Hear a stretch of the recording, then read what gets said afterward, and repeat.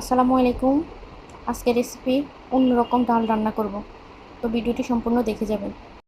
তো চলেন রান্না শুরু করি। এখানে আমি নিয়েছি 3 কাপ মুসুরির ডাল, দিয়ে দিব 2টা বড় সাইজের পেঁয়াজ কুচি, দিয়ে দিব টমেটো কুচি, দিয়ে দিব কাঁচামরিচ কুচি, দিয়ে দিব আস্ত গোটা রসুন, দিব 2 চামচ লবণ, 2 চামচ হলুদের গুঁড়া, 1 চামচ মরিচের গুঁড়া, 1 চামচ জিরা গুঁড়া, অল্প একটু সরিষার তেল।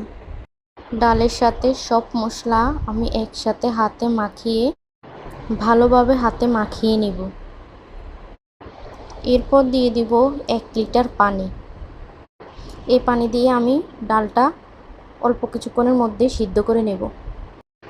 ডাল সিদ্ধ হওয়ার পরে আমি হ্যান্ড ব্লান্ডার দিয়ে ডাল মিহিন করে ব্লান্ড করে নেব। এরপর আমি আবার 1 লিটার পানি দিয়ে দিব অল্প একটু পেঁয়াজ কুচি, আস্ত 5-6টা কাঁচামরিচ। এই রান্নায় আমি ডাউল বেশি পাতলাও রাখবো না, বেশি ঘনও করব না, মিডিয়ামের মধ্যে রাখবো।